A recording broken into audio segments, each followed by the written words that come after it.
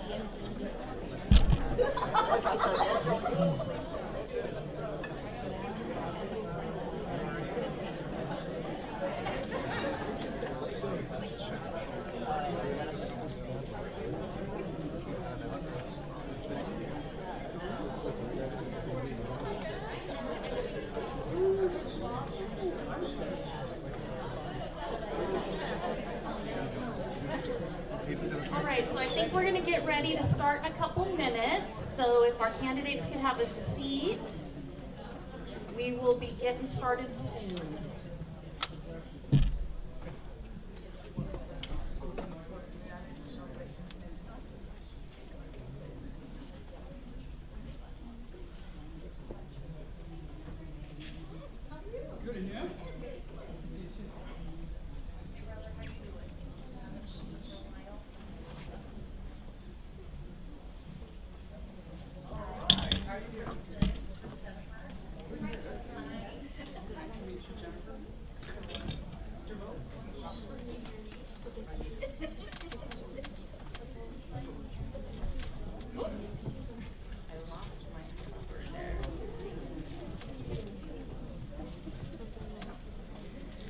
Okay, welcome and thank you all for joining us. My name is Jennefer Dolan. I am one of the board members for the League of Women Voters Santa Maria Valley, and I am going to be the moderator tonight.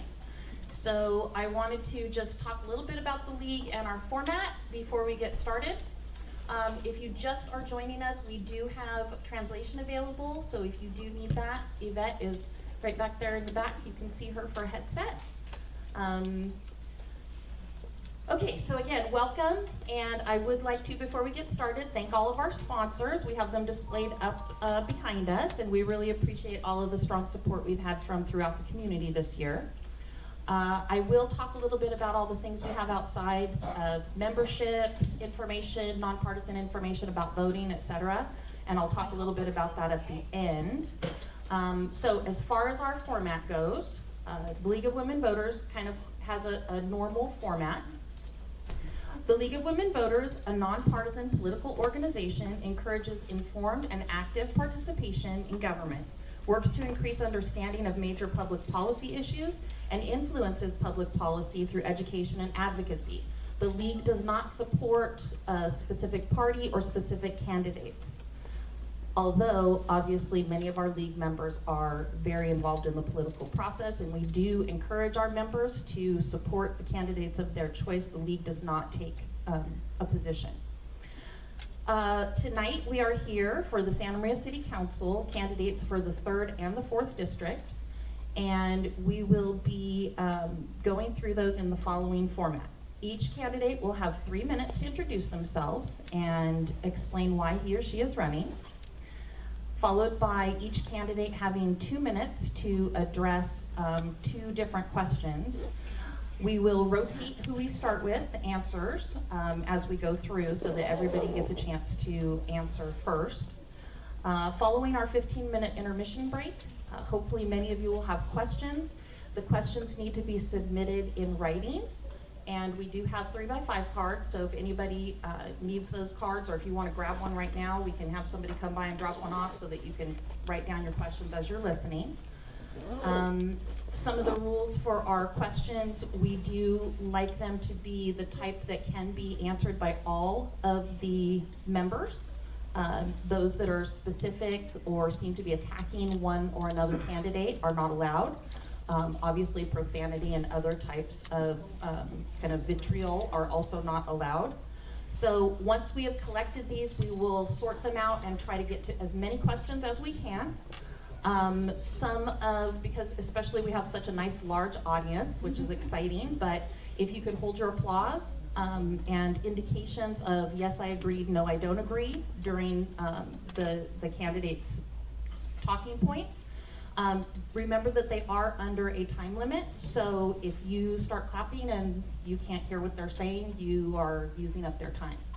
So if you could please hold all of that until the end. Let's see.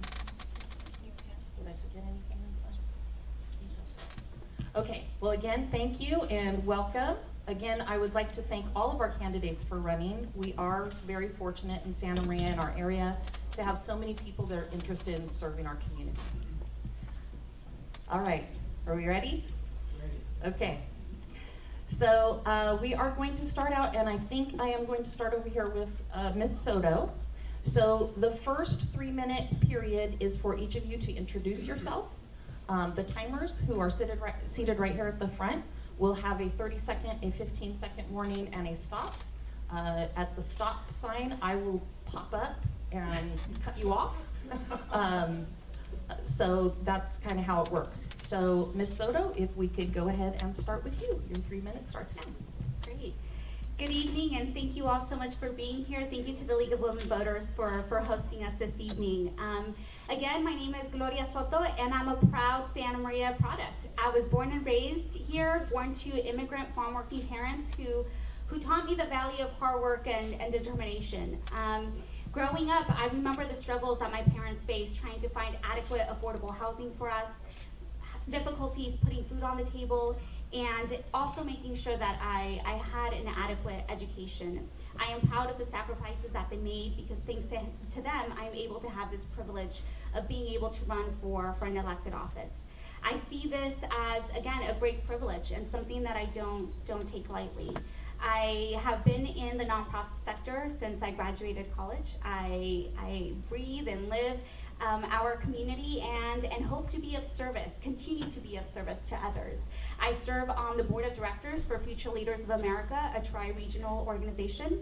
I also, I'm on the board of directors for the Fund for Santa Barbara and have served on their grant making committee, which has given me the opportunity to connect with a vast number of different community-based organizations that are striving to create a social change here locally, make a social impact. And through my work with the grant making committee, I was able to have an understanding of the vast needs of our communities. And again, as someone who was born and raised in Santa Maria, someone who has deep love for our community, I want nothing more than to see our community thrive and succeed. I want to make sure that my story, my success, my privilege of being able to run for an elected office is not the exception, but the rule for all young people that are coming before me. And the only way we can make that happen is by creating systematic change. And I hope to be able to do that serving on our city council. Thank you.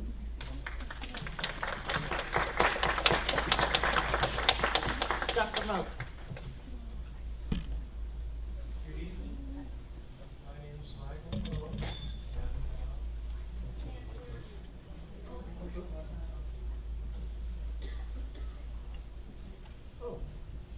Well, I forgot to turn it on.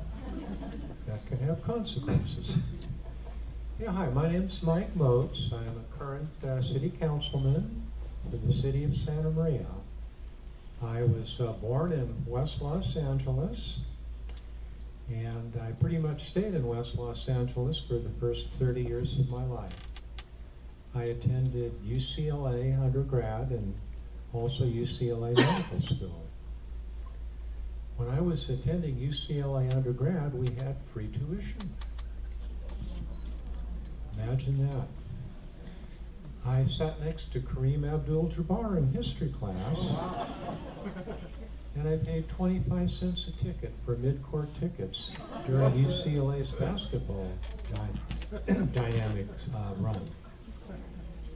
So that was probably the highlight of going to UCLA. After I finished medical school, I did 3 further years of training at LA County USC Medical Center. And immediately after that, I moved to Santa Maria 40 years ago. And for the last 40 years, I've been practicing medicine here in Santa Maria, and my specialty is dermatology.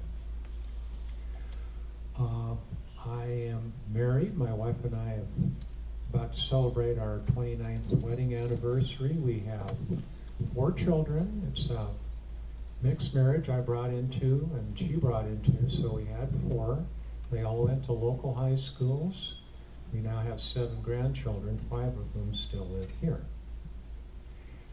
When I first came to Santa Maria for the first 2 years here, I did some interesting things other than dermatology. I was an emergency room physician at the Old Valley Community Hospital. Maybe I contributed to its shutting down. I also was the medical director for the Santa Maria Methadone Maintenance Clinic, where I dealt with the heroin-using community for some time. I've spent the 9 years in Santa Maria working for the city, 7 years on the Planning Commission, 2 years on the City Council. I've become quite vested in the city of Santa Maria and concerned for its welfare. So I'd like to continue working for the city, and so vote for me. Thank you. Mr. Gutierrez. Good evening, everyone. My name is Rafael Gutierrez. Can you hear me okay? Yes. Okay, good. I'm the youngest of 11 kids, and the first one to go to college. I went to Rigetti High School, then I went to Hancock, and I graduated from Hancock. I went to UC Berkeley, then Columbia Law School. I consider Santa Maria my hometown. The reason I am running is because I believe in this city and in the people who live in this city. And because I believe in this city's potential and its people, that is the reason that I am running. And I am running specifically because I believe the city is completely on the wrong track.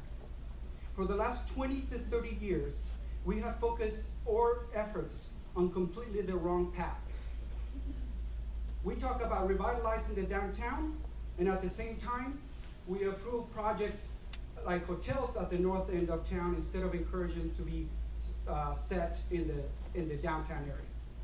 We talk about making the city more pedestrian and bicyclist friendly, and instead of doing that, we approve a theater in the mall in which you cannot enter the theater until you go inside the mall. How is that being pedestrian friendly?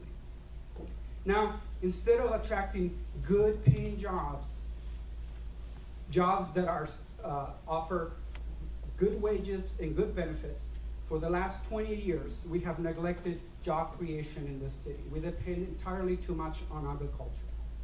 Here's the thing. Agriculture is always going to be the backbone of the local economy. We cannot depend entirely on it. We have to diversify the city's tax base and the city's employment base. And the reason for that is simple.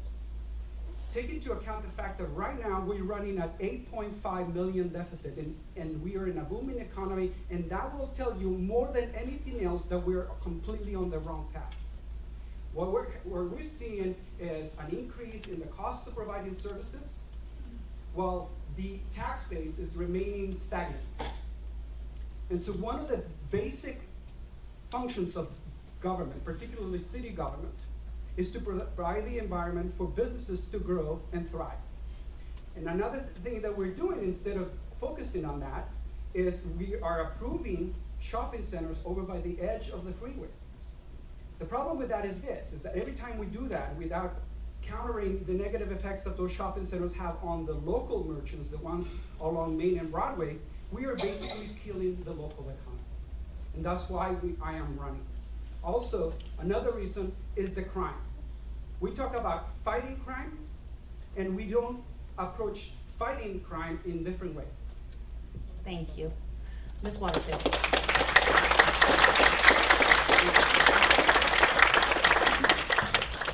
Good evening, everybody. I want to thank, first of all, the League of Women Voters and all the sponsors for hosting this event. You guys always do a great job, and I just really appreciate getting involved and getting everybody involved. My name is Etta Waterfield, and I was elected to the Santa Maria City Council in 2014. As an elected official, I serve on various other boards, alternate members of the Santa Barbara County Association of Government, the APCD, which is the Air Pollution Control District, the Multi-Jurisdictional Solid Waste Group, and LAFCO. I am currently the executive director of the Santa Maria Police Council, which is a nonprofit organization that was established in 2005. And the reason for this organization, it was a group of citizens that wanted to make sure that our public safety, particularly our police department, had the equipment, the funds, and the materials to be able to protect themselves as they went out and patrolled the city. We fund them, which our city budget cannot afford the outside budgeting for these type of equipments. Our first item that we purchased for our police officers were for the taser guns. And so we wanted to make sure that each officer had a taser gun as they went out. These are local citizens that put their own personal money, private money, into public safety to make sure that we have a good and strong police force. Prior to that, I worked for more than a decade with the Santa Maria Valley Chamber of Commerce and the Economic Development Association, which was the EDA, in creating this in economic development. While I was there, I was involved in creating the Central Coast Regional Technology Alliance, which was a predecessor of the organization of the California Space Authority. And that organization paved the way for the commercial launching of commercial space flights. My opponent says that we do not bring high technology jobs to the area. We certainly do. You can't get higher technology coming to Santa Maria with the Lockheed Martins, the Martin Marietas, and those others that have been converted into other industries in creating private industry to launch commercial space launches out of Vandenberg Air Force Base. And that was something that I was very much a part of back in the 1990s. We did a great job in providing those high-paying jobs which are now converted statewide to through the state of California. Along the way, I've given my numerous personal time to community projects, serving on the City of Santa Maria Planning Commission for 11 years, the Santa Maria Police Advisory Council, the Santa Maria Fair Park Board member, which I was appointed twice by Governor Schwarzenegger. I've been a past board member for PCPA Foundation. And as you can see, I am invested in this community, and I will continue to be invested in this community in the city of Santa Maria. My husband and I have 3 children and 11 grandchildren. Thank you very much. All right, so the candidates were provided with a couple of questions for them to start out with. So our first 2-minute response is going to come from Dr. Moats. What is the top challenge facing the city of Santa Maria, and what is your proposed solution? Well, I think the top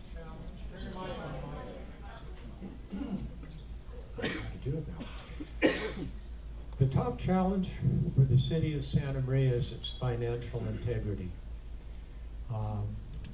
As Mr. Gutierrez said, we are facing an $8.5 million budget deficit. And we were able to close the deficit this year by pretty much exhausting our LEAF fund, which is kind of a rainy day fund, by getting concessions from our employees, by having the department heads reduce their budget by 10%, and by not filling unfilled vacancies. And this is not a sustainable way to run a city.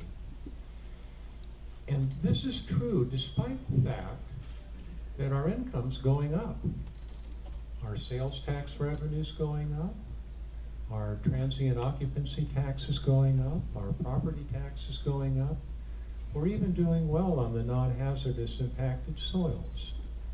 So why is it that we're running a budget deficit despite the fact our income's going up? And the problem lies completely on the shoulders of our liabilities with the retired people in the past who are getting pensions administered by CalPERS. Every year, CalPERS seems to be increasing the requirement for pension funding by $1 or $2 million. And I'm not blaming CalPERS. This is a kind of a legacy problem. And how are we going to solve it? We're going to solve it by passing Measure U. Measure U is vitally critical to the welfare of the city of Santa Maria. Great benefit will come to us if it passes, and we'll be in deep trouble if it fails. Perfect. Thank you very much. Mr. Gutierrez, same question. What is the top challenge facing the city of Santa Maria, and what is your proposed solution? I believe that economic viability of the city is in danger. And I believe that is the biggest challenge the city is facing. And the reason for that is this. The economic viability of the city affects every other aspect of the city's life. It affects crime, because one of the major drivers of crime, we know, is poverty. And then if we don't have the tax base to support providing essential public services like police, then we're not gonna be able to guarantee public safety. So economic diversity, economic growth should be the city's priority, but it should not be the only priority. It should also be combating crime, and combating crime through innovative approaches like community policing.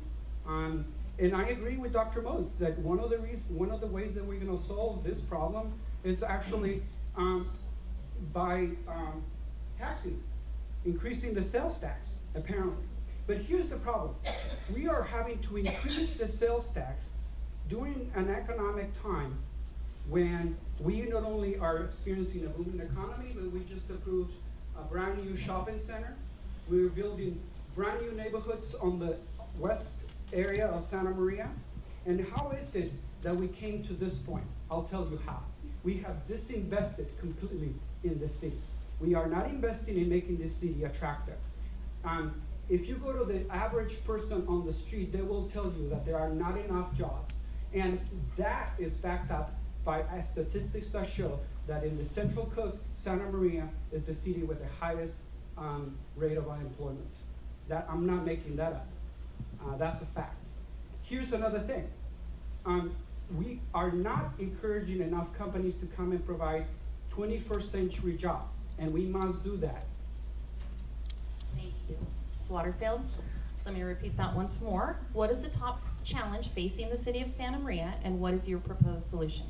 Well, in hearing what Dr. Motes and Mr. Gutierrez just spoke about, the number one component for combating all this would be public safety. If you don't have good public safety in the city of Santa Maria, you do not have a good quality of life.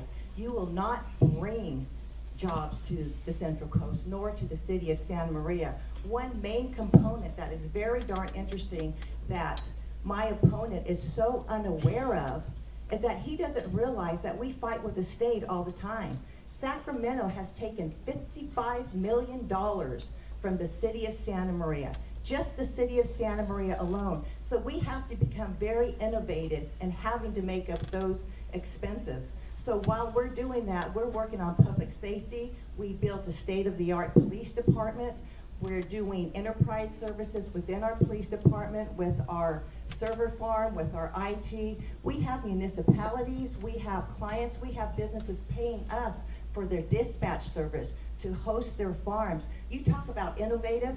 We've done so many things, but my opponent is very unaware because he's never been involved with the city of Santa Maria. He's never been at any of the community meetings when it comes to deciding what needs to be done, how do we do it, where do we get the money, and who's gonna pay for it.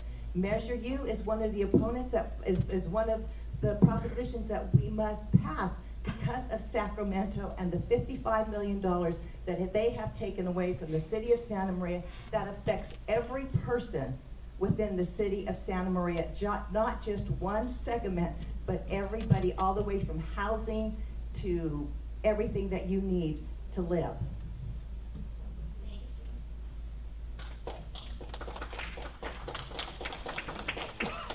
All right, Ms. Soto, what is the top challenge facing the city, and what is your proposed solution? One of the top challenges that I believe our city is facing is a lack of affordable housing. Here in the city of Santa Maria, we have a 3 to 5% vacancy rate. Homes are going up for sale for $389,000. Rent for a 2-bedroom apartment is going for $1,900 a month, and families are earning less than $56,000 a year. In order for families to be able to stay up afloat, if they were to be working a minimum wage job, they would have to work 2 minimum wage jobs full-time to be able to cover the expenses, to be able to live here in our community. And even though people say that here in Santa Maria, we are the most affordable city in the Central Coast, they are correct, but they also have to look at the income, the median income that our families are making here locally. And so when we're talking about the lack of affordable housing, when we're talking about our homelessness situation here in Santa Maria, that is completely tied to the economic stability of our city. if there are folks who are houseless and they are sitting outside of businesses, our businesses are not going to thrive. They're not going to be doing well. And so when we're talking about helping our neighbors, this means not just doing it because it's the moral right thing to do, but also because, again, it is a business plan. It's a business model that works. And so along with that, we also need to make sure that we are supporting our young people and their families. Here in Santa Barbara County, we have one of the highest youth incarceration rates. 5 out of 1,000 youth are being incarcerated here, and that's not okay. And so when we're talking about changing the outcome for our community's future, we need to invest in all of our families, we need to invest in our youth, and we need to be helping our neighbors.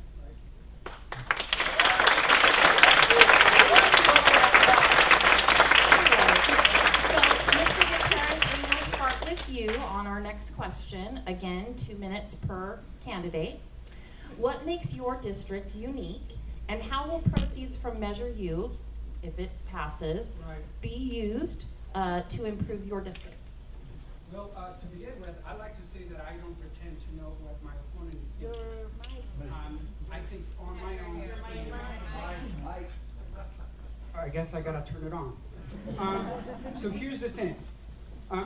My district, as you know, District 4, the one I'm running in, is one of the largest in the city. It has the largest number of eligible voters and the largest number of registered voters. It is one of the districts that has the most commercial space. Most of the new shopping centers are located there. It is also one of the districts with the highest number of senior citizens. And the issue of housing and public transportation is one that affects them greatly. I think that most senior citizens in my district want to be able to stay in the home where they live or move to some other place that's more affordable and age in place. And the current policies pursued by the city are not making that easy. They also, I believe, would like to be able to take public transportation, but not just take public transportation anywhere, but actually have places to go. So that's why one of my priorities is to actually concentrate on revitalizing the downtown, to offer more places for not just the senior citizens, but for young people, for young families, because we need to have, as a community, what I call the heart, a place where we can commune with each other. And the downtown is the perfect place. Historically, we obviously destroyed most of the historic buildings there, but I believe that we need to focus on that, because in order for us to attract better paying jobs and companies that pay those salaries, we need to show to those companies that we are willing to invest ourselves in the city. And we're not doing that now. Ms. Watson, what makes your district unique, and how will proceeds from Measure U be used, in your opinion, to improve your district? Well, Jennefer, we may be a new district, but Santa Maria, we are still one community. We will not be divided. There's a misconception about the Santa Maria districts, and on June 15th, 2017, we came as a council united and making sure that we did not become divided in the city of Santa Maria. So the city council decided that we will govern at large, considering the needs and interests of the entire community. The city council wishes to remain united with service to the community. Any member of the city council will help anyone in the community who calls or contacts them. Customer service is the priority. Resources will be allocated based on the needs and the expertise of the entire city of Santa Maria. And I've got to say this, one more time. We may be a new district, but we're not going to become a divided city. We have never become a divided city. I can tell you that each city council person and the mayor has always had an open door to their office or to their telephone. Shoot, on my city council card, I have my personal cell phone number. So So if anyone can't get a hold of me, it's not because of me, because I'm not accessible. It's because they haven't tried hard enough. City Hall has always been open to each and every individual. I serve city members, or I serve constituents right now across the board, from the north, south, east, west. And I will continue to do that. If you want to talk about my district, you know, you have Ellen Hancock, you have the hospital, you have the Enos Ranch, you have all these things, but I look at the entire city as one whole, and I cannot be put in a geographical area.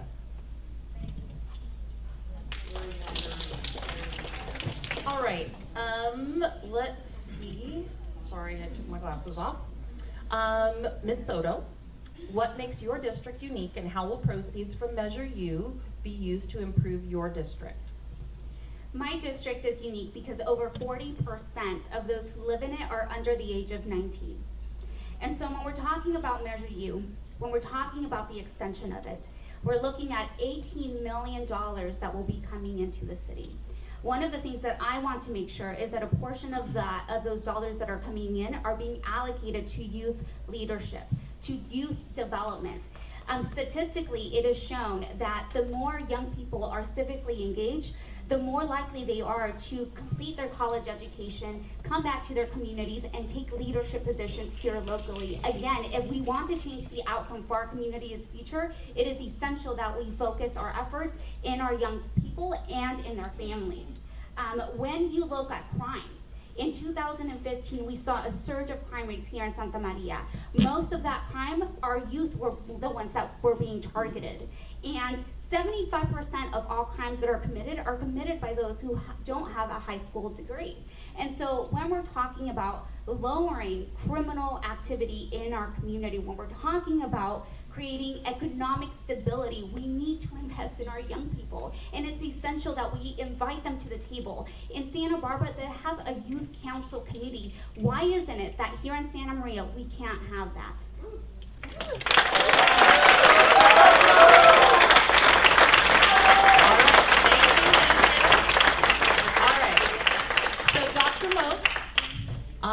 What makes your district unique, and how will the proceeds from Measure U, if it passes, be used to improve your district?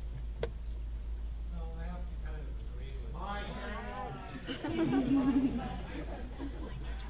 I have to agree with Councilwoman Waterfield about this one, that it's the general belief of the city council that we govern for the benefit of the entire city. And we weren't real happy about balkanizing our community in the first place.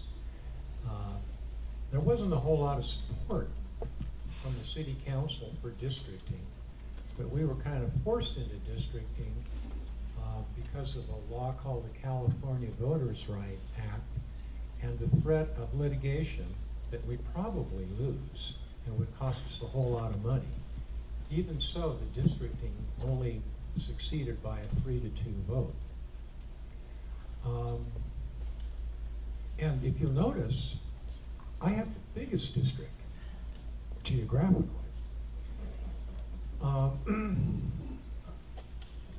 There really isn't, I think, a whole lot of community of interest. There's probably, I would describe the uniqueness of my district by its diversity.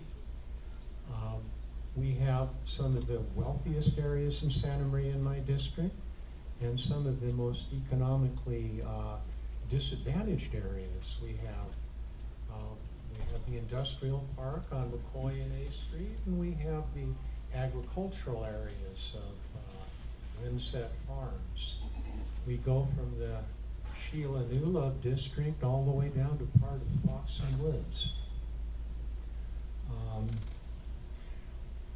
So it's my feeling that as a city council person, we need to be concerned about the whole city. And there's nothing specific I would do to benefit the 3rd district that I wouldn't do for the entire city. And I completely agree with Mrs. Soto. Thank you, Dr. Moats. We love you. All right, so this is your special time now. We have cards. You can kind of wave one of us down. Please write them up as quickly as possible, but as legibly as possible. One question per card if you can.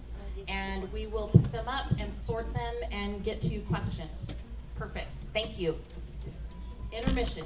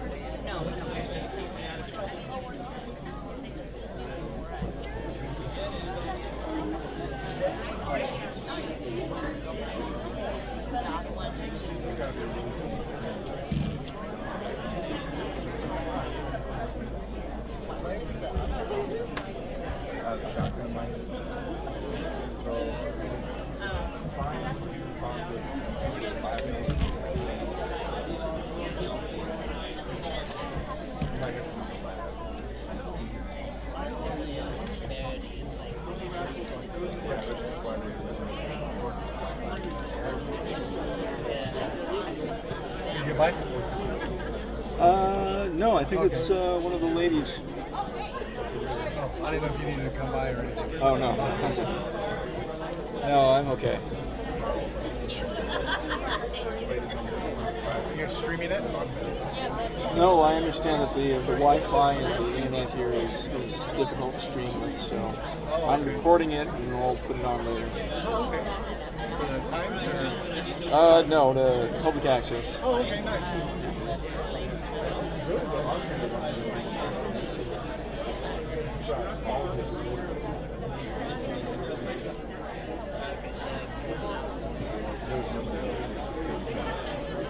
There was like 25 people.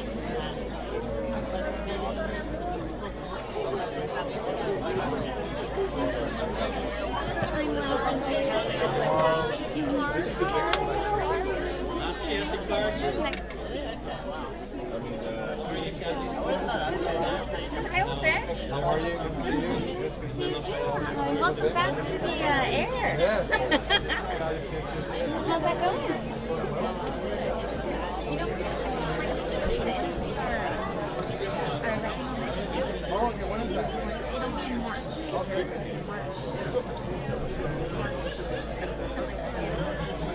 But we'll reach out.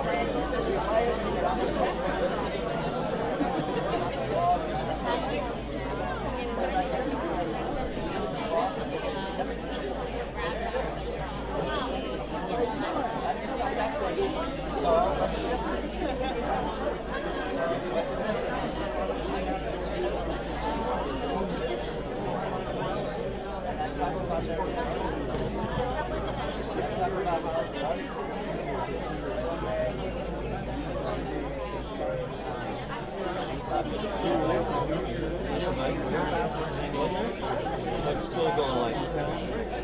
Yeah? Awesome.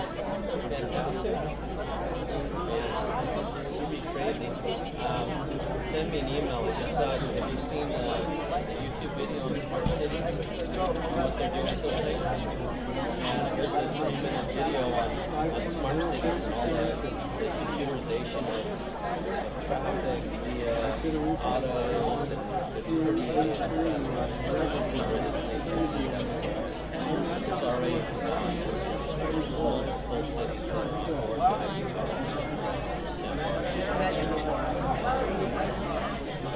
Been telling my kids that doesn't realize so skills that, technologies we don't even know are going to happen. Exciting times. Well, go to work. Where are you going? Where are you at? Are you in town? Are you in Molly? I think they do a good job. Are you planning on going?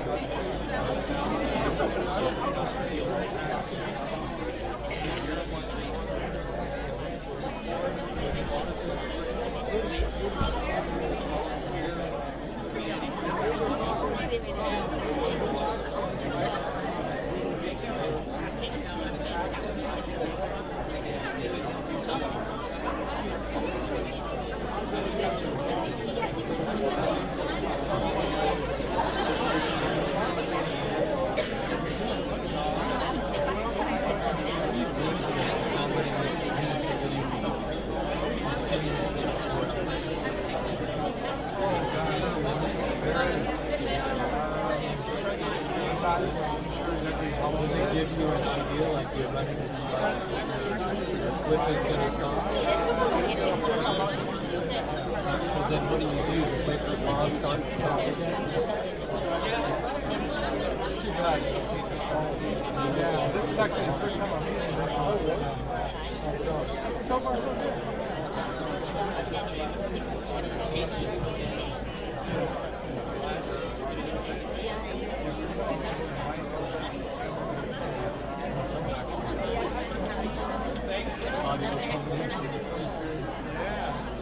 So I had to do that at Walmart because they didn't have quite the nice stand at the C stand. They would tape the microphone. That's pretty nice.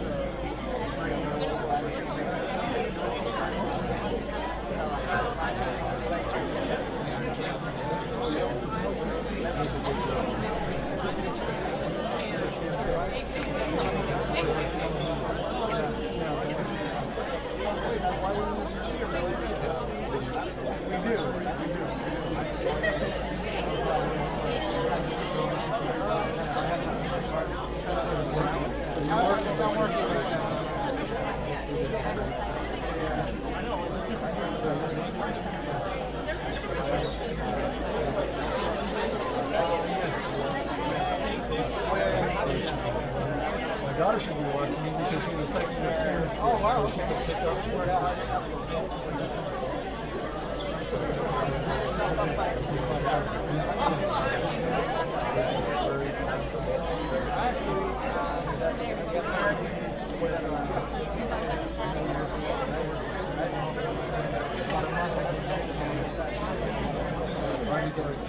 It's easy to leave because you don't make any money. But once you're gone,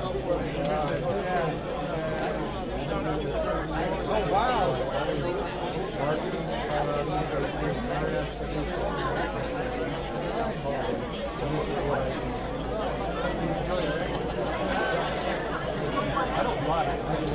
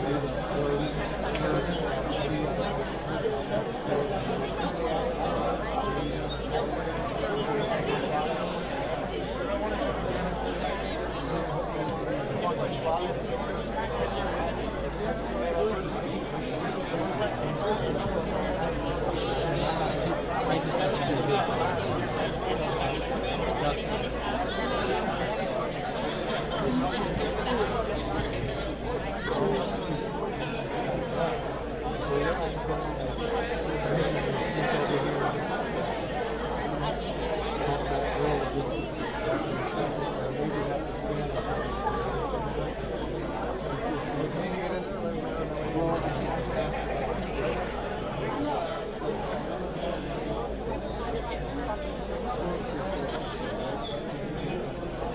what time they start back up again? It's usually 10 minutes if they take for their break.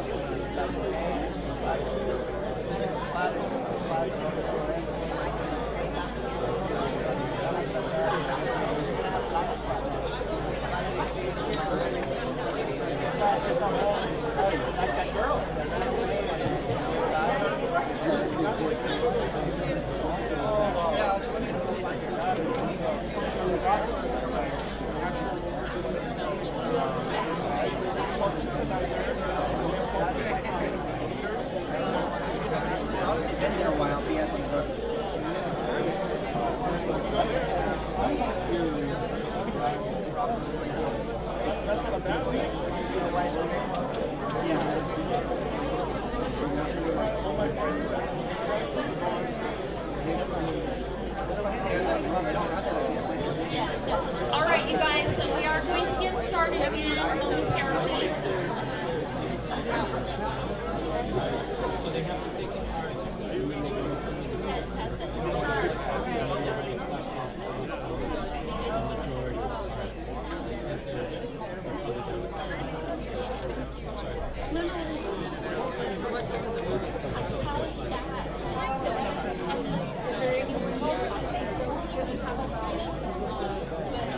All right, so as we shared at the beginning, we do have some rules when it comes to our questions.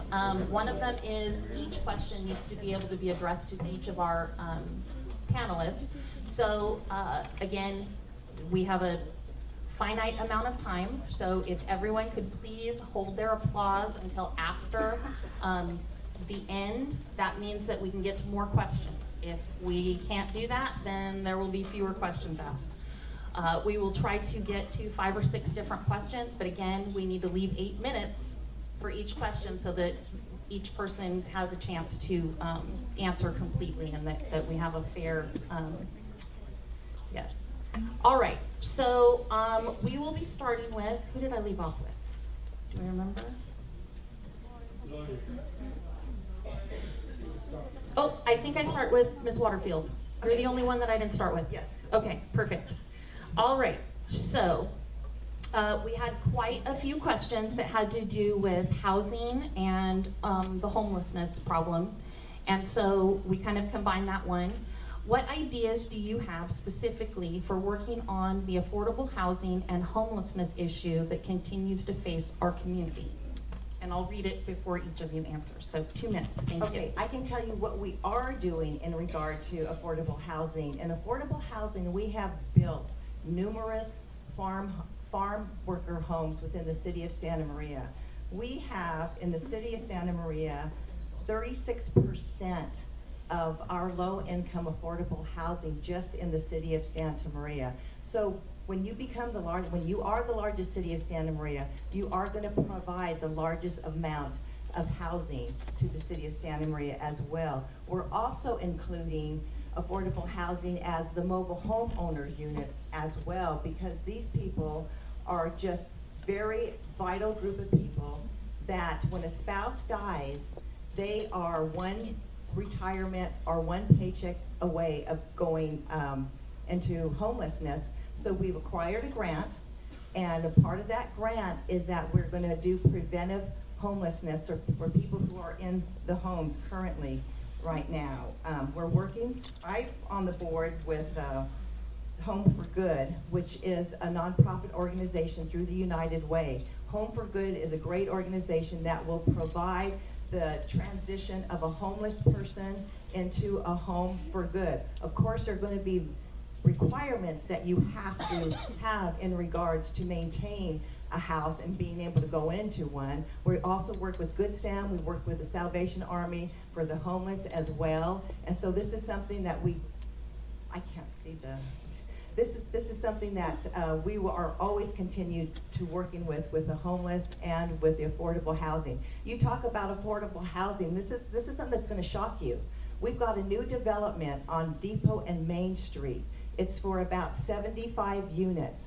That affordable housing, because of state mandate, is going to cost $37 million to build. That's about $335,000 a unit. So there's a lot of components that go into this. Thank you. Ms. Soto, ideas for working on improving housing and affordable housing and reducing the homeless problem in our community. I understand that our city has been trying to be proactive in coming up with solutions that have to do around homelessness and the lack of affordable housing. But when over 23% of Santa Marians are still living in poverty, it's not enough. When I drive by Main Street and Broadway and I see people that are living on the streets, it's still not enough. And so I believe that there's a lot more that we can do. Inclusionary housing ordinances that pressure developers to sell an X percentage of newly developed homes under the fair market value is one of the solutions, as well as having rent control here in the city of Santa Maria, which I know will be coming down the pipeline through through this November if it passes through the state. And so, as well as also protecting our mobile homeowners. I know that the city of Goleta has put in place an ordinance that would make it difficult for mobile homeowners to be displaced.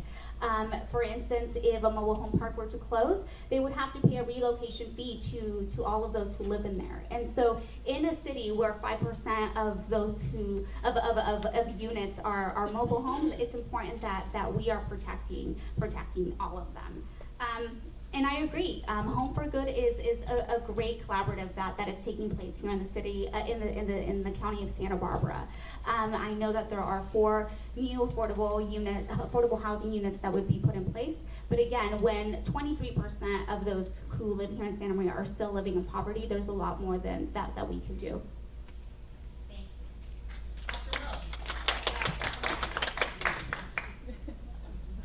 Dr. Moats. Ideas for working on increasing affordable housing and decreasing homelessness in our community. Well, the city of Santa Maria doesn't build affordable housing.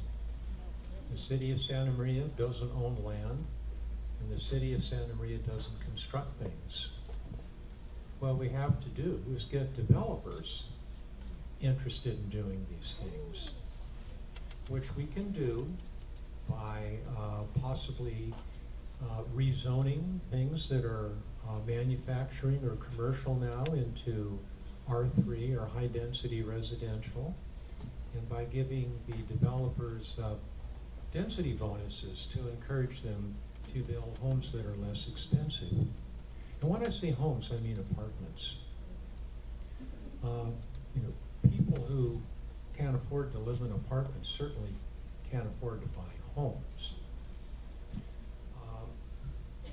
Probably infill would be a good idea. We still have areas in Santa Maria which we could build new homes. We also possibly in the future could annex some territory outside the city and build affordable housing there.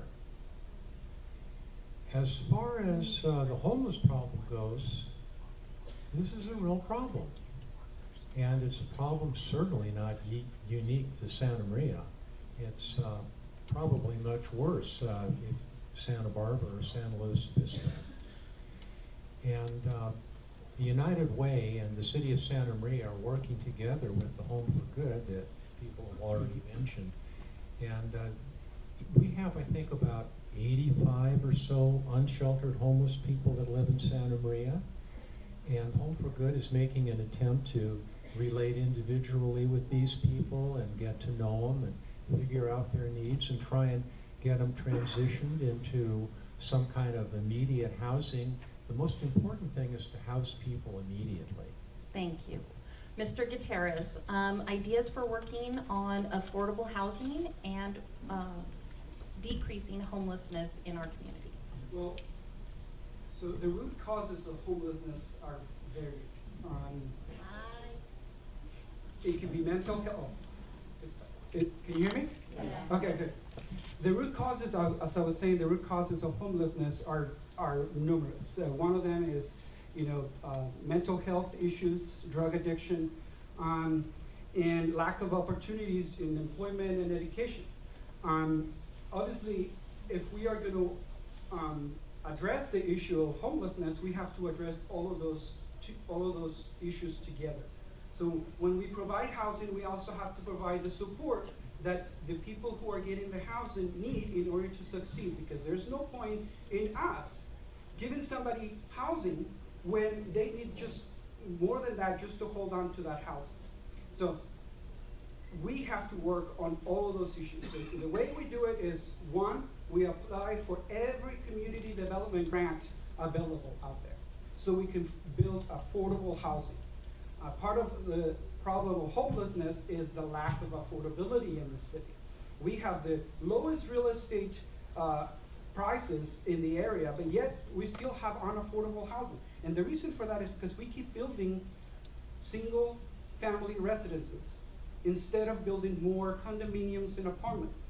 One of the things that we should do is we should designate Main and Broadway as a high density area and encourage developers through the provision of tax breaks and fast track permitting to build this type of developments along Main and Broadway. And then as a city, we should provide logistical support for those projects in terms of making the sidewalks bigger, doing improvements to the city's infrastructure in order to make those projects more affordable and encourage them. Thank you. All right, so Ms. Soto, I think I'm starting with you this time. Okay. We had lots of questions about the youth and particularly inclusion in decision-making, not only for the youth, but for other subgroups, Latino community, the elderly, homeless population, et cetera. There were lots of questions, but it all really had to do with inclusion, but particularly about young people. So how will you assure that there is inclusion on the mayor's task force or the planning commission and other groups from young people and other groups that sometimes are underrepresented? Great question. Here in the city of Santa Maria, the average age is 29 years old. In those terms, we are younger than even the state of California, which is the average age is 36 years old. And so instead of us telling young people what we believe the solution is to their problems, we need to be inviting them to the table. And I know that the Mayor's Youth Task Force was an initiative that began after the gang violence that arose here in 2015. But it was very disheartening to see that young people in the beginning were not invited. And so instead of us telling young people what we believe the solutions are to them, again, we need to be inviting them to the table. Like I said, the city of Santa Barbara has a youth council committee. And so in order for us to truly be advocating for our young people, again, it's important that we listen to them, that we listen to their needs, and that we give them the opportunity to practice leadership. Leadership development is key. And so I know that the city has said that they're listening to young people, that they're working alongside them, that they've invited them to a couple of meetings, but it's still not enough. And so, like I said, I would advocate for us to have a youth council similar to like in the city of Santa Barbara, and truly speak and walk the talk. All right, thank you. Again, guys, come on. Dr. Motes, again, how will you assure that there is inclusion on decision-making bodies such as the Mayor's Task Force and the Planning Commission, et cetera, for youth or young people, but other underrepresented groups? Thank you.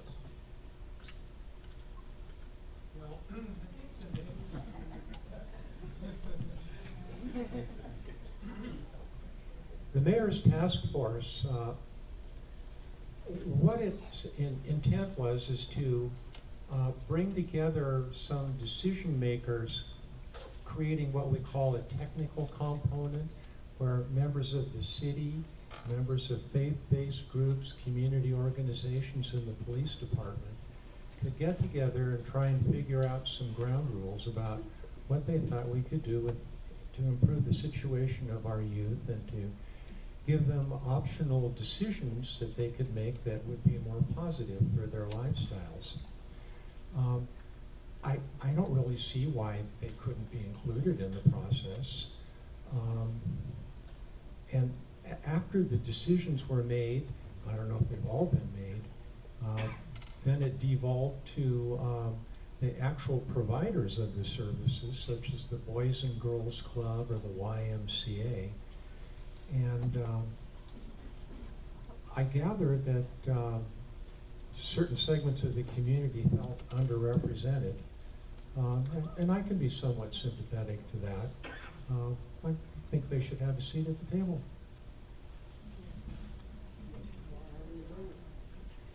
All right, Mr. Gutierrez, same question. How would you ensure that there is inclusion on decision-making bodies for the youth or other groups that have been underrepresented in decision-making? You guys are gonna find this shocking. But I think, here you go. So, as I was saying, you're gonna find this shocking, but I think we should have, council members should have office hours. Because I don't know about you, but I don't have a card for any of the current council members, so if they have their cell phone number on that card, I'm not gonna know it. So, one is first, have more access for everyone, not just young people. But on the issue of young people, here's the point of all of this. The mayor's task force was created supposedly to find a way to prevent violence among young people. And according to the most recent, one recent grand jury reports, that task force did not include the families that are affected by violence or the young people who are really the victims in most instances of the violence. So here's the thing. Are we really listening to everyone? We're not. The reality is that is one of the reasons I am running for the city council in the 4th district. Because I don't believe that the current composition of the council is responsible to the community or responsive to their needs and priorities. And that must change. We must be a city council that includes everyone. If you come to the podium and you're talking and your 2 minutes are up, the one thing you're not gonna see me do is interrupt you mid-sentence and tell you that your time is up and basically wave you away. That is not the way to run a city. The people of the city deserve better. But that's what I'm gonna do right now, is interrupt you after 2 minutes. Okay, Ms. Waterfield, same question. How would you ensure that there is inclusion on decision-making bodies for both our youth and other underrepresented groups? Well, first of all, I find it pretty interesting that my opponent, for being a lawyer, doesn't know how to use the internet. If you could look up the city of Santa Maria, you could certainly get our telephone number. And City Hall has always had an open door. We do not close. And trust me, I would love to work certain hours. I would love to work from 8 till 5 o'clock in the evening. We are 24/7, Johnny on the spot when it comes to constituents, no matter what the situation is. So I'd like to correct that one comment. The mayor's task force was set for decision makers to come in to make sure that things were set for the youth. We had Fighting Back Santa Maria at the table. We had mental illness county members there. We had hospitals there. We had the sheriff there. We had everybody within the county of Santa Barbara to work on the mayor's task views. That was part one, and that was implemented.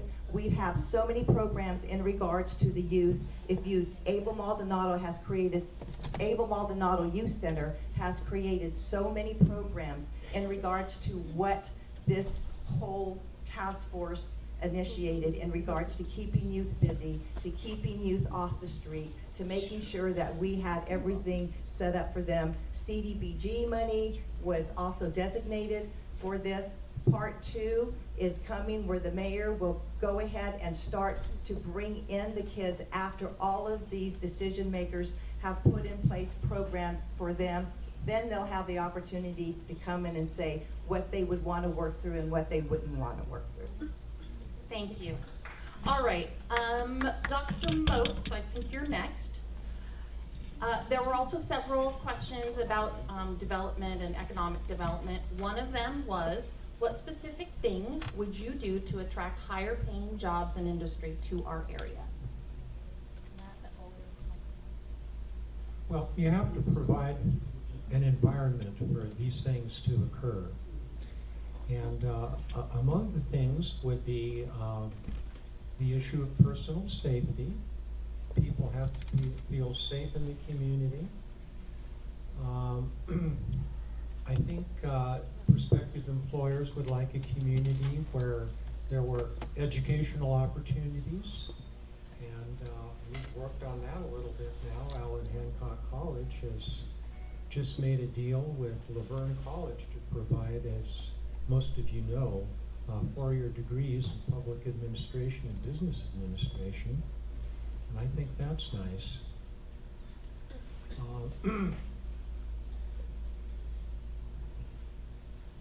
It's probably important for the city to provide an opportunity for new employers and businesses to be able to get their buildings built in a reasonably quick fashion, maybe with something like fast tracking of planning, and also to give some mitigation relief for things like traffic fees and things of that nature.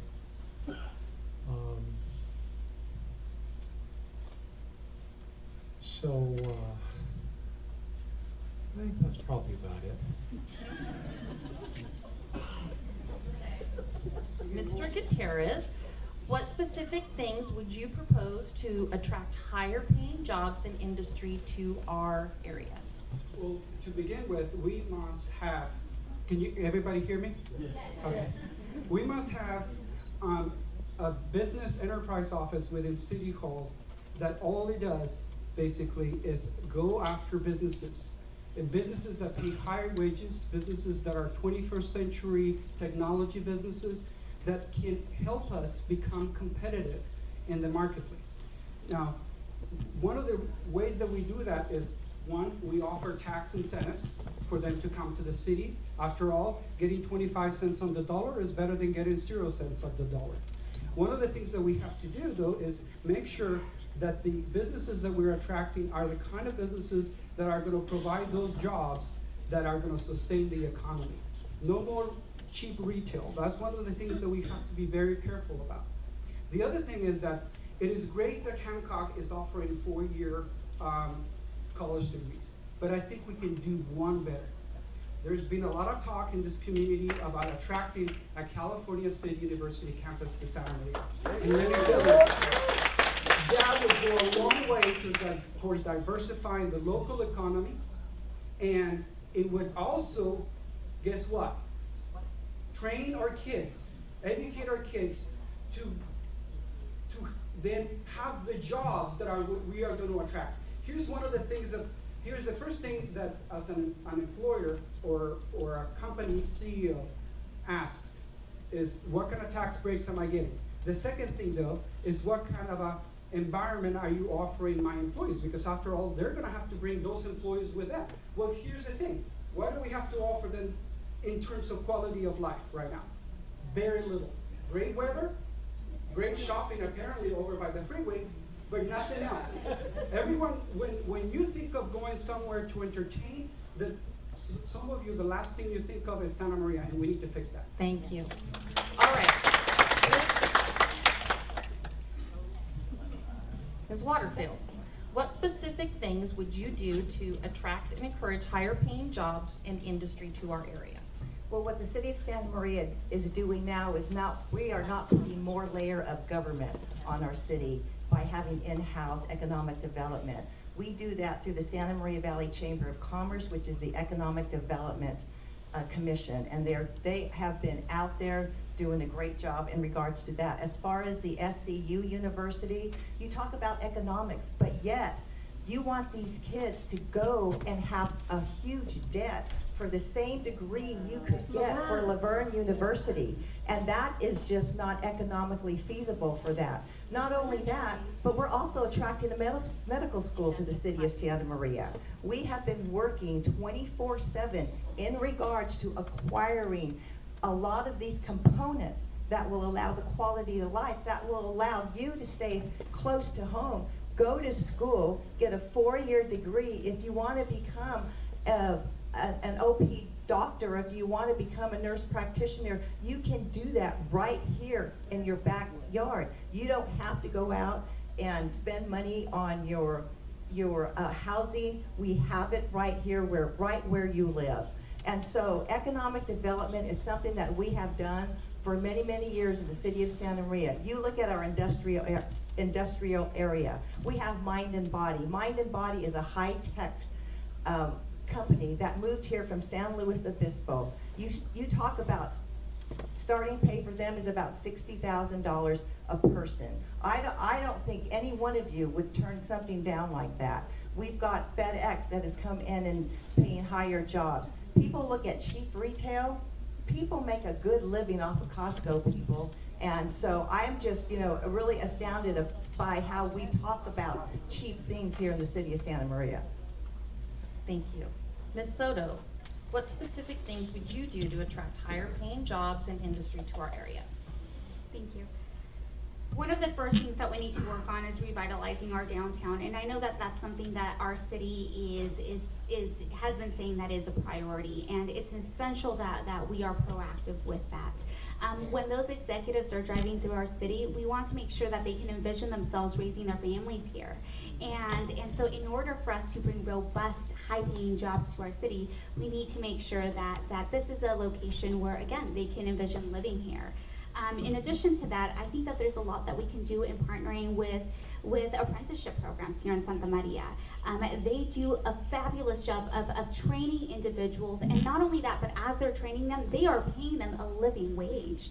And in addition to that, we can also make sure that we have community workforce agreements, also known as PLAs, project labor agreements, set in place, so that when we do have high capital, large capital projects here in the city of Santa Maria, we are making sure that we are hiring local people and that those dollars stay here in Santa Maria so that they can afford to live here. And I know that we have a great opportunity in doing so with the new waste landfill that we are hoping to open in the next couple of years. And so again, having local workforce labor agreements put in place, revitalizing our downtown, working with our school officials to make sure that all students have the opportunities to thrive and have a good education is essential. I went to Chapman University. I stayed here in Santa Maria, but I also know that Chapman University is a private institute and it's extremely costly. And so I am open to seeing us bring a state university here to Santa Maria and bring in more jobs. Thank you. All right, so I think we're on our next question. Mr. Gutierrez, you're next. Okay, so this one might be a little bit shorter, but if you want to explain your reasoning for the answer, because it's kind of a yes/no question. So, when there is a vacancy on city council, do you favor having a new election or in appointing someone from the district that is unfilled in order to fill the seats? Well, I always support people having the opportunity to make the decision. So if there's ever a vacancy, I believe the city should have an election to fill that vacancy. Give the people the power. I think it's important to do that because that increases accountability. And by the way, just to make the record straight, just because I'm running in the 4th district doesn't mean that I'm only going to represent people in the 4th district. I think that as a city council member, it goes without saying that you are responsible for all of the residents. You are responsible for everything that happens in the city. The buck should stop with the city council and the mayor. One of the issues that I've had with the current city council, and I'm going to address this, I know it's kind of off topic, but it's the issue of blaming the city employees for the current deficit. They claim it is because of unfunded pension liabilities that we're having this $8.5 million deficit. Well, here's the shocker, people. If I hire somebody to do work in my house, and after that person completes the work, I give that person a check, and my check bounces, whose fault is it? Is it the fault of the person who did the work, or is it my fault? I think it's obvious that it is my fault, because one, I should have anticipated how much that was gonna cost, or two, I should have gone out and I should have made sure that I had the funds to cover those expenses. So do not blame the city employees. All right. Ms. Waterfield, when there is a vacancy on the city council, do you favor electing a new person or in appointing from the district with the unfilled seat? I believe that question is addressing in the event in the 3rd district, should Dr. Moats get elected, there's gonna be an empty seat. And you have to look at when Mr. Moats first got elected, he was elected at large. So do we appoint at large, or do we appoint for the 1st district in regards to what we're gonna do there? Because in 2020, you have District 1 and District 2. You know, so many people want it both ways, and they just get upset in regards to when they get pushed up against the wall. I believe that if this event arises, we probably should appoint for 2 years, because elections are very costly. And again, on this panel, I hear people saying everything is about cost, everything is about money. But when it comes to pursuing things that they want, they'll be glad to spend the money on themselves. Ms. Soto, when there is a vacancy on the city council, do you favor electing a new person or in appointing from the district with the unfilled seat? Our city has a history of appointments, and we all know that. And in order for us to fully have transparency, it's essential that we listen to all constituents. And so I would be in favor of a special elections as well, in the event that Dr. Moats were to be successful. I also know that if we don't move forward with that, if our city council were to appoint someone, and most likely it would probably be from districts 1 or 2, it would make it easier for that individual in 2020 or when their seat is up to run again, and it would be more feasible for them to have a successful election. And so I'm all in favor of having a special election and really listening to the voters and asking them what they want. It's as I'm door knocking, as I'm talking to folks, as I'm hitting the streets, people are eager for a change. And by us not giving people that opportunity to decide what kind of change they want, we are doing a disservice to all Santa Marians. All right, Dr. Moats, when there is a vacancy on the city council, do you favor an election for a new person or an appointing from the district with the unfilled seat? Well, that's an interesting question. As Ms. Soto points out, all the precedent up to this point has been to appoint. And that's been a difficult task. There's been a lot of discord and problems with appointing people. And the mechanism for appointing them was quite bizarre the last time it happened. But we're looking at a situation where this would be a 2-year seat. And how much time would it take between the time of the election being certified in 2018 and the time someone else would be elected? You know, it could be that a campaign would occur and maybe the election would be held in the spring or the summer. And, you know, somebody might get elected for maybe only a year or a year and a half. So that's a difficulty. Bottom line is, I think I have to think about that one. Well, by the way, one other thing, Mr. Gutierrez said something about blaming the city employees for the budget impasse. I don't think anybody really blames the city employees. I think blame the past city councils. It was, I mean, it was a contract between the city and the employees, and the city has to honor the contract. Okay, I think, Ms. Waterfield, you're next. Okay.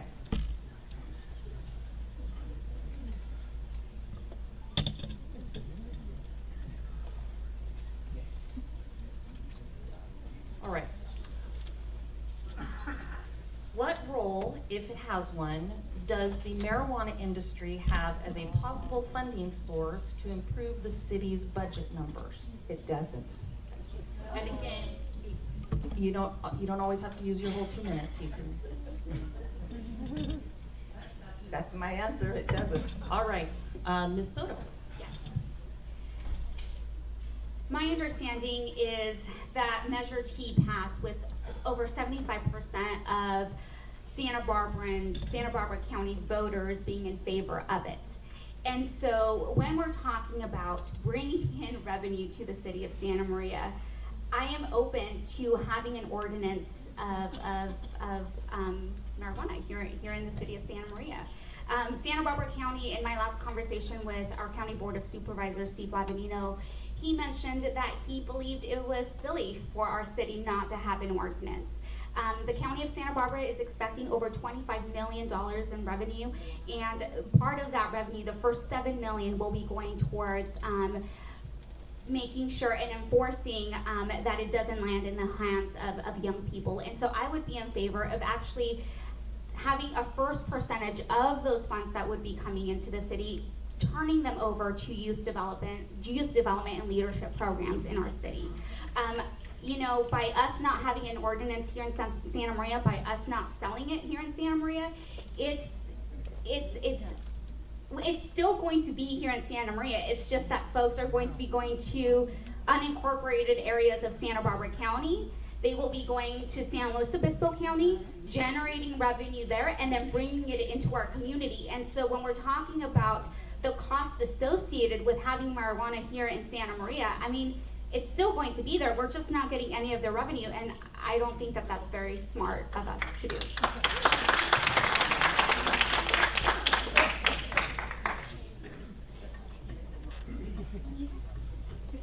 Okay, so Dr. Moats, what role, if any, does the marijuana industry have as a possible funding source to improve the city budget numbers?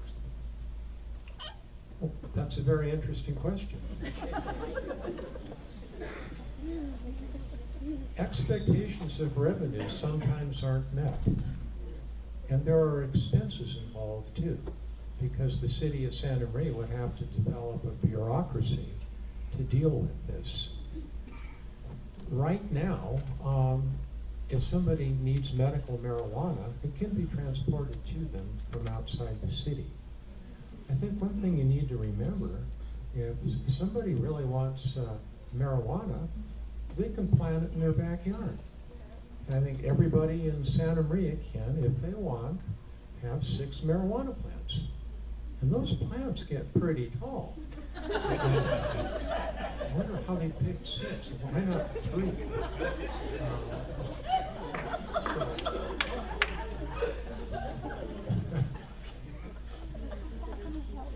I think a measured response is probably a good idea. In the state of Colorado, where marijuana is rampant, one city didn't go with marijuana legalization. That was Colorado Springs, which is an interesting little enclave of conservative thought in a rather liberal state. But I think they're taking a wait-and-see attitude to see how the other communities do. It was Governor Brown himself that said, I don't see how adding an additional mind-altering substance into our array of things we can put in our bodies is a good idea. So, I voted against it. Inherently, I'm not a real favor of toking and getting doped up.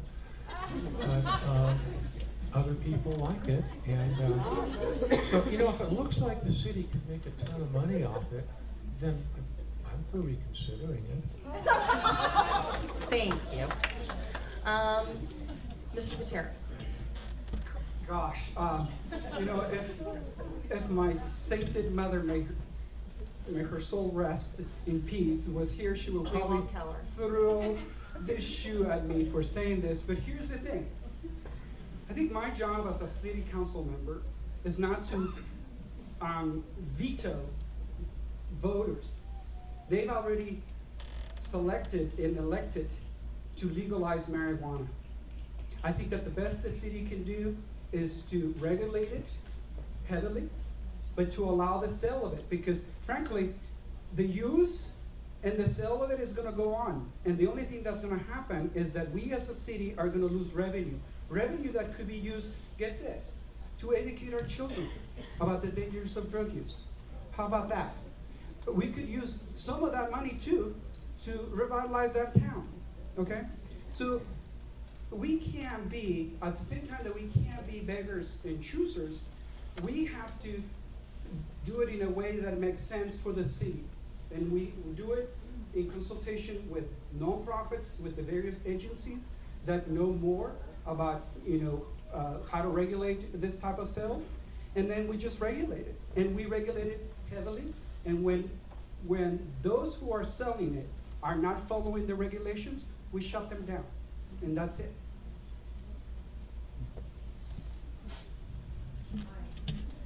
So, am I starting at the beginning again? I'm there, okay. So this is gonna be our last question, and then we will go to the summation. Each person will have 2 minutes to present a concluding statement. So Ms. Soto, our last question, and it's, very divisive subject. Okay. What do you think can be done to revitalize not only our downtown? A lot of the questions were about how can we just make this a better place for people to live. A lot of them were about not just, the youth and different things, but just regular middle income people. How can we make this a better place to live for those folks that want to come here and live? So revitalization, make this a better place. Okay. General. Okay. So I know that our city is we're embarking in a general plan update, and so this is a really exciting time for Santa Maria because it's an opportunity for all of us to come together and really talk about what our vision is for our community. A few weeks ago, I met with I'm not going to mention names, but I met with an individual who is heavily involved in the city decision making here in Santa Maria, and as we were talking about the revitalization of downtown, one of the things that he mentioned was we need to wait for developers to come in and show us plans for our downtown and have them we need to make it so that they invest in Santa Maria. And I believe Rafael said this earlier, and I agree. We need to be the first to invest in Santa Maria. We've been having multiple meetings with community members asking them what their vision is for our city. Why is it that we're going to wait and have someone from the outside come in and tell us what our city needs to look like? Santa Maria we are in what seems to be in an identity crisis. We don't know what we want our city to look like, and we need to stop, listen to our communities, invite all Santa Marians to the table and letting us know what they envision Santa Maria to be. In addition to that, I know that our city is working on in making our city more walkable and bikeable. And I know that we had a bike plan a couple of years ago, and I don't know what happened to that. I know that we are now working on a new plan, but I don't understand what happened to the first one. And so one of the things that I want to make sure is that doesn't happen again with this plan, and that we truly move forward with making this a city that's bikeable, walkable, safe for all, and that we listen to all Santa Marians, and that we truly invest in our community. Thank you. All right, Dr. Moat, what are your ideas for revitalization of our area? Well, obviously, the downtown area needs a lot of improvement. But I think if you wait another couple of months, you'll begin to see some signs of improvement. We've already approved a rezoning, and plans have been submitted. They're in plan check right now for a very nice mixed-use project on the northwest corner of Broadway and Main Street. That'll have 3 or 4 commercial establishments on the first floor and 3 stories of apartments above it. And sometimes, you know, if we get someone to go first, others will follow. And so we're kind of hoping that that'll be the first step. I tell you, I'm not really in love with Perlman Park. I don't know if you've seen Perlman Park, but it has a bizarre sculpture in it that's supposed to be a playground. And if Perlman Park, I think, were sold to a private developer, okay, well, think about it. Maybe we could put in as a restriction, you'd have really nice landscaping. But I mean, if they took that and built another real nice mixed-use building, I mean, where are we going to put the mixed-use buildings? They have to go somewhere. Oh, and the Town Center Mall. The Town Center Mall has a new owner. Well, probably most of you know that. And the previous Town Center Mall owner wasn't really enthusiastic to get long-term leases, so he might hamper the new buyer. But now we've got a new buyer, and so we might get some new establishments. In fact, I've been told there's almost a certainty we'll get a Victoria's Secret. All right. Okay, now you guys are getting silly. Okay, so here we go. Mr. Gutierrez, what are your ideas for revitalization in our community? My ideas for revitalizing the downtown are numerous, and they're all found on my website, but I'm going to go and touch bases just on a few of them.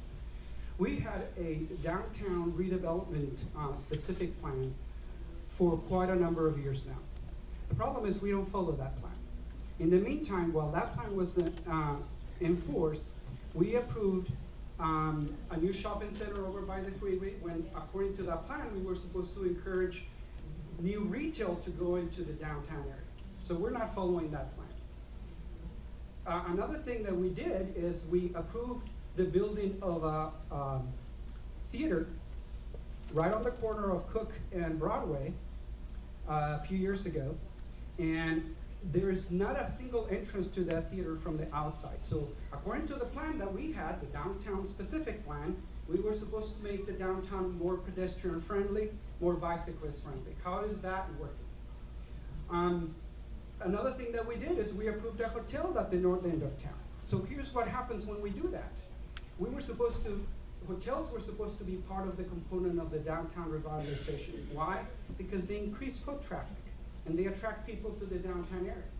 By us approving the hotels in the north end of town, here's what happens. If I'm a tourist or a businessman, I come off the freeway, I go around, I get in the parking lot, I go in to my room, and when it's time for me to go eat lunch or dinner or shop, guess what? I get back on my car, and then I go out, and I don't necessarily come to Santa Maria. So we need to start doing better. Another thing that I want to encourage is designate the entire Broadway and main corridors as high-density mixed-use development. In order to encourage developers to come, we provide tax rates and fast-track their permitting process. Ms. Waterfield, what are your ideas for revitalization in our community? We seem to be on the subject of the downtown. Microphone. We seem to be on the subject of the downtown, and so we'll stick to that. My opponent is not aware that we do have specific incentives for the downtown area. That's why we just approved a new mixed-use apartment housing building that saved him tens of thousands, if not hundreds of thousands of dollars for encouragement for the downtown area. Another big component of the downtown area is that it is owned not by the city of Santa Maria.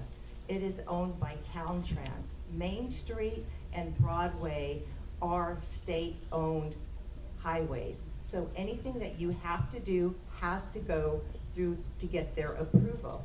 When a developer comes in and wants to make a huge investment of their own money, not government money, but their own invested money, they are gonna go to a place that's gonna be most conducive to allow them to do what they need to do with that piece of property. Caltrans have been so restricted in allowing the certain uses that we can have in the downtown area. One component of that is the plan that we are currently working on.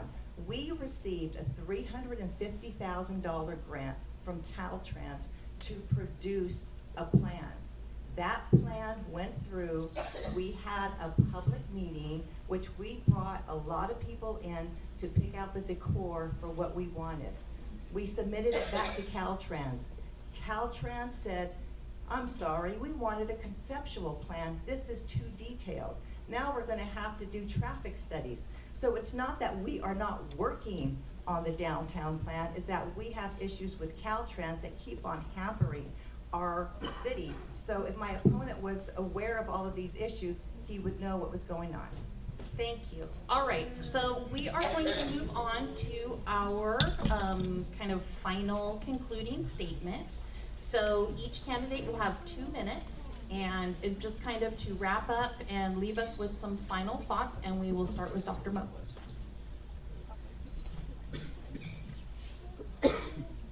Just to get off the subject for a second, I wondered, why are all those hotels going in on North Broadway? And so I've asked around, and I've been told that they're there because the people who built them felt they'd get the most profit from them there, from tourists who weren't necessarily interested in visiting the Santa Maria Valley, but who are interested in going to the beach areas and just wanted a cheap place to stay that's immediately accessible off the freeway. That's why they're there. It would be great if we could get a hotel in downtown Santa Maria. The bridge across Broadway, I think, was originally put there to be a walkway to a hotel. Wouldn't that be a wonderful place for one? So what we want to do is make Santa Maria a place where people will build a hotel in the downtown area. Boy, am I all for bicycle paths too. Has anybody tried to bicycle down either Main Street or Broadway? It's awful. I had the choice between being killed in the street or bicycling on the sidewalk and being given a citation for bicycling where I wasn't supposed to be. I just got back from a trip. I was in Germany, and I was noticing how they do bicycle paths there. The sidewalks, which are much wider than ours, are divided in half's painted green, and that's where bicycles are, and half's just regular sidewalk. Woe to the person who would walk on the bicycle paths, because they don't stop for you there. But Santa Maria would be a great place to be bicycle friendly. All right, thank you, Dr. Moats. All right, Mr. Gutierrez, your concluding statements and final thoughts. So, I think we all recognize that Santa Maria has a lot of problems, but it has great potential. And one of the reasons that I'm running is because I don't think that potential is being developed. I don't think that potential is being tapped. And I think we need to work on a lot of these problems all at the same time. We cannot neglect one single one of them. All of them form part of a puzzle that makes this city. And this city has the potential to be a great city. We are the biggest city between Salinas and Oxnard. And we have young people, energetic people living here. We have an entrepreneurial class. We have to support the small businesses. And I'm asking you, as a candidate, not to just vote for me, but to actually work with me, work in my campaign, and once elected, work with the city leaders to make this community the best city that it can be in this area. Not now, I'm sorry, not later, now. We need to do it now, because we have to look at things long term. If we plan for things now, we can make this city a better city 5, 10, 15, 20 years from now. And if we don't do anything at all right now, or we keep doing the same things that we've been doing, business as usual, that is not gonna happen. Imagine if we had started doing some of the things that we thought about doing, 5 years ago, 10 years ago, how different the city would look like. It would be a pedestrian-friendly city, a bicyclist-friendly city, a city that supports projects that provide affordable housing, a city that has a downtown that we all can be proud of, that we can call this the heart of the city. Thank you. Ms. Waterfield, your concluding statement and final thoughts. Well, I want to say thank you again for everyone for being in attendance, and also for the League of Women Voters and all the sponsors. In 1985, when I first moved here to Santa Maria was the #1 hub on the Central Coast. It was the #1 hub because we were the leading retail, we were the leading industrial, we were the leading technology, we were the leading in ag. We had all the components we had to make Santa Maria a great city, and it was. Then we had the downturn in the economy. The economy hit everybody hard. It even hit Vandenberg Air Force Base.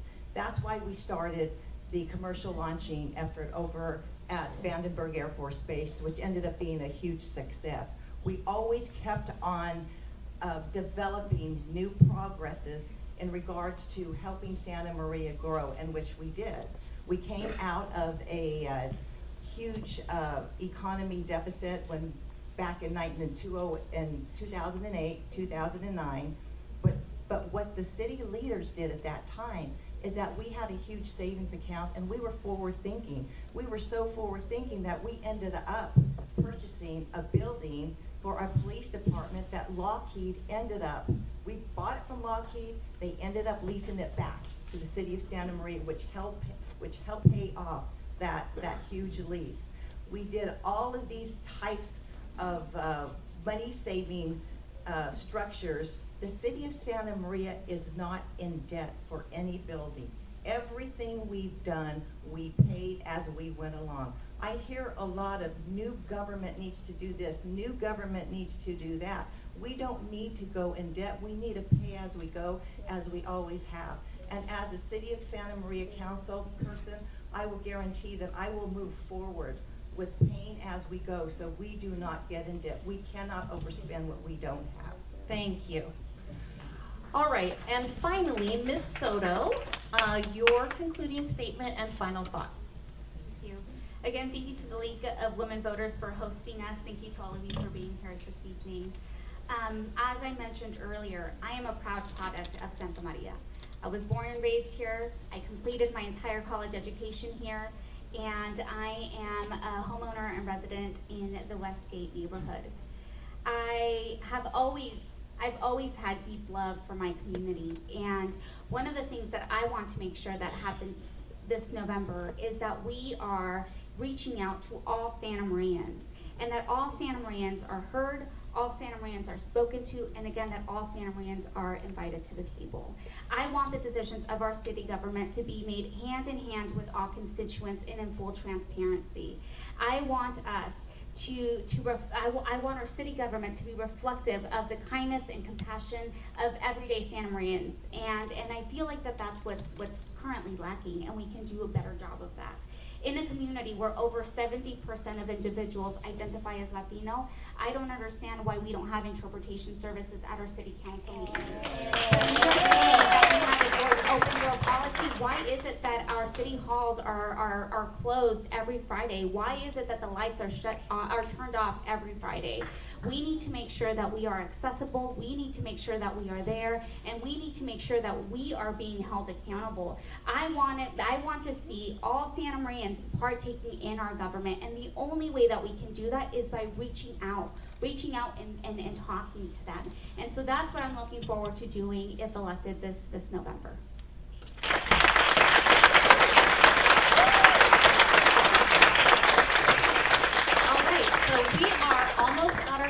conclusion, Lisa Thornhill, our president, who's just returning from her vacation, that's why she looks so happy and healthy.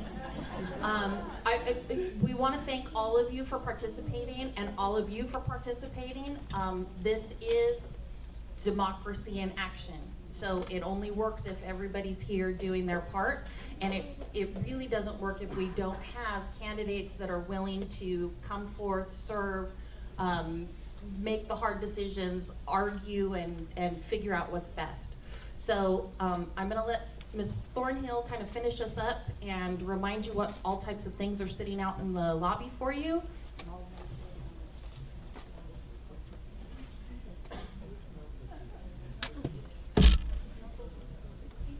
Thank you for coming tonight. We certainly appreciate that our community can share with the league to be informed voters. Our goal is to make sure everybody has the opportunity to vote, and in that voting, have the information that you need to make your vote. Our league is a local league that includes Guadalupe, Lompoc, Santa Maria. We do invite everybody and all folks to join us. We are a women and men program, so it is inclusive. We have the ability to reach out to folks, and the more that can join us and become active, the better community that we will have. And again, tonight's forum is a great example of how we reach out to get that information. We do have information and forms for membership in the lobby. So please, if you're interested, sign up so that we can contact you. We have a lot of other great programs that we are involved with. So it's not just one area specific. We have 2 more forums that are coming up on October, let's see, the next one is actually October 18th.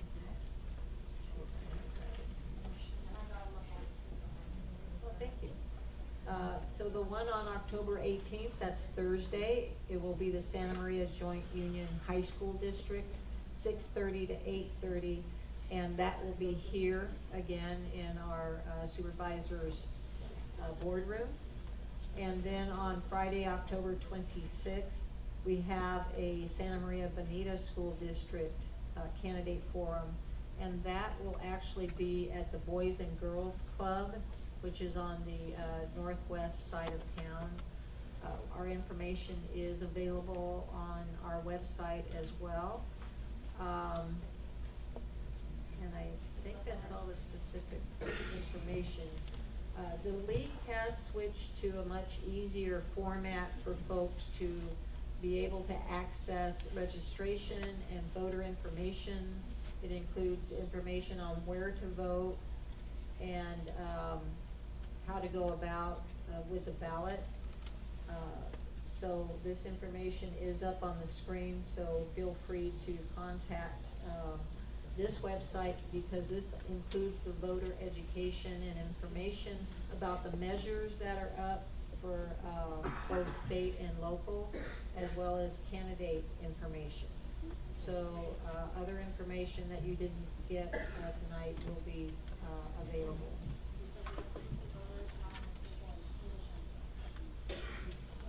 I don't know how many of you are familiar, but the league does put out the pros and cons, which is actually information about the measures. It is not written by the league. It is states who is supporting and who is not supporting the various measures.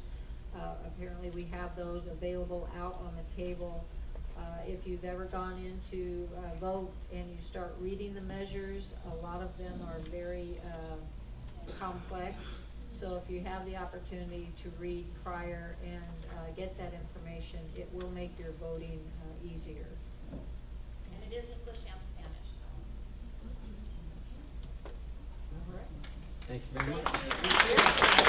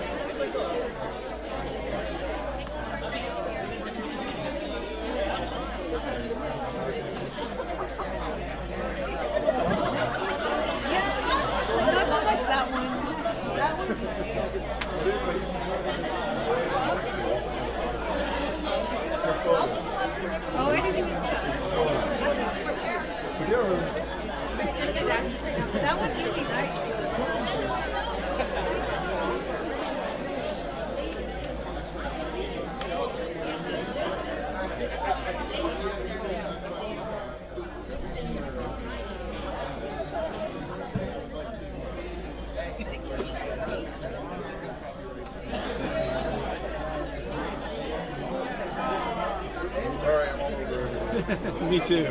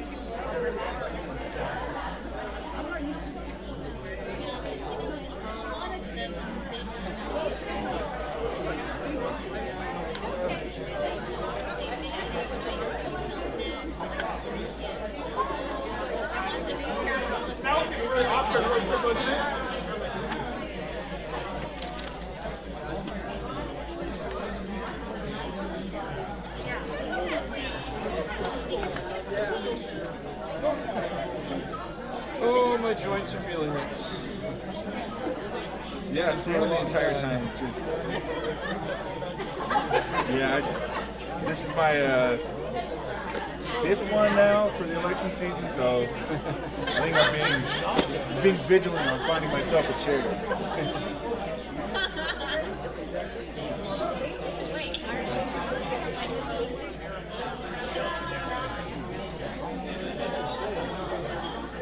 You want a drink?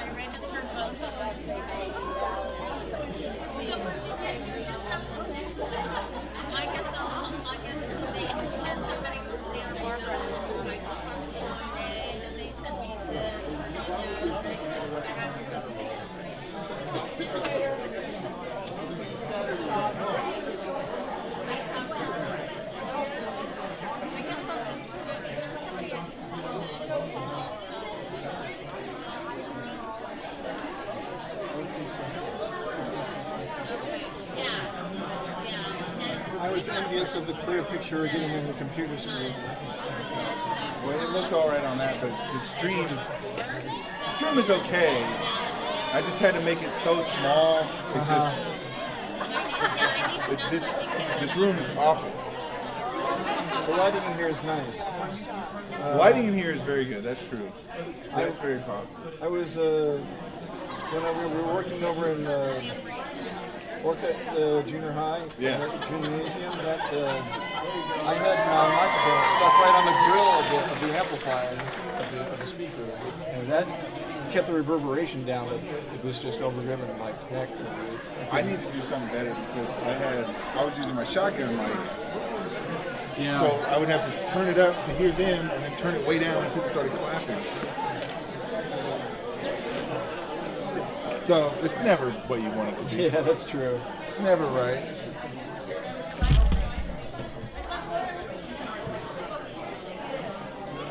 But short of taping a lav to a speaker,